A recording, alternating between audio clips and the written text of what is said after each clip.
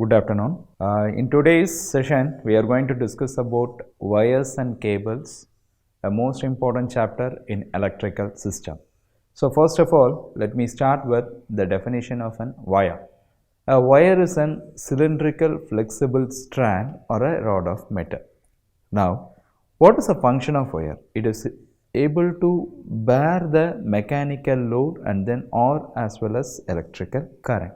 So how the wire is being formed? So it is being formed by drawing a metal of rod or using a drawing plate.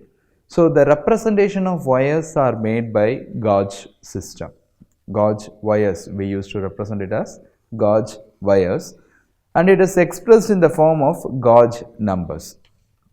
Now I am going to discuss what are all the factors that affects wires in an electrical system, or else let me put it as the factors to be considered for the wires application in an electrical system. So the first important factor is a size of wire. So size of the wire followed by the representation of wires are the two important factors to be considered for for an electrical system. So I am going to discuss the first factor as a size of wire.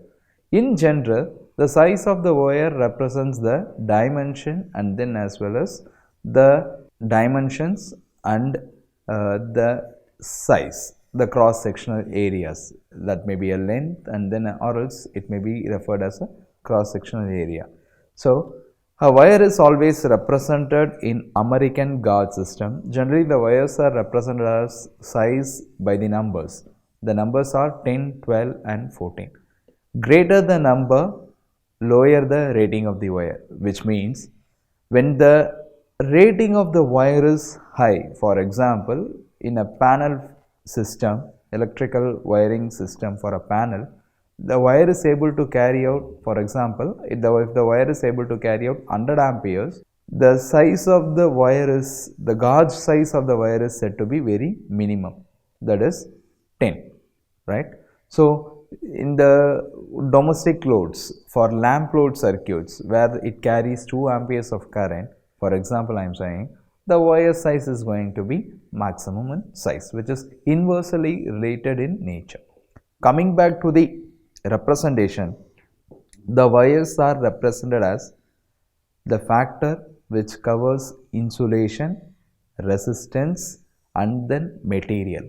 So the first factor on the representation of the wire is thermoplastic insulation, which is referred as T, and the second factor is represented as H, which represent heat resistance, and the third factor of representation is HHR, which is high heat resistance, which carries a factor of 194 Fahrenheit. Then fourth is W, the representation represents the suitable wet condition. Then the fifth factor is N, which represents the nylon, the material of the wire, and finally X represents the synthetic material. So these are the 5 representation of the wires system.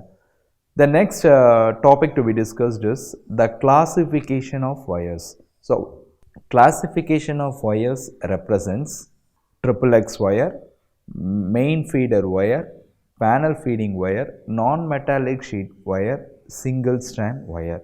So XXX wires are used in single phase services, which has got single phase services which has got conductors between the power pole and then weather heads. It is a conductors. XXX wires are usually used in single phase services, drop conductors between the power pole and weather heads. So they are composed of 2 insulated aluminum wires wrapped with the third bar wire, which is generally used for grounding purposes. The neutral wire is a smaller gauge as it carries a larger amount of current and grounded between the electrical meter and transformer. Coming back to the second category, it is main feeder wire, which are generally connected between the services of weather head and to the house. So they are made with a strand or solid of THHN material, which represent T stands for thermoplastic insulation, HH represents high resistance, N stands for nylon material, and the cable is installed with the 25% greater than the load. Coming back to panel feeding wires, panel feed cables are black insulated of THHN category, which we discussed earlier.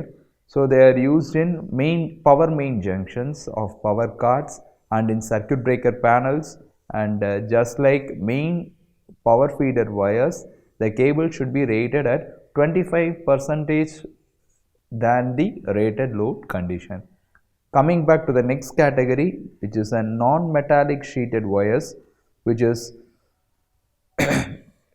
non-metallic sheeted wires, which is generally a sheath of wire, or Romex is a special material used in most of the homes, which consists of 2 to 3 conductors with plastic insulation, and generally the non-metallic sheeted wire has an ability, or the design is made to carry it for amperes such as around 5, 10 and then 20 amperes. This type of wire is generally preferred in house wiring systems. So the final classification of wire is single strand wires, which uses THHN representation.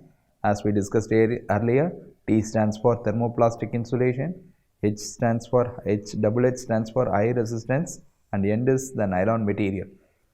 Though there are some other variants, single strand wires are multiple wires that can be drawn together through the pipe very easily, and generally this type of wiring systems are used in household purposes.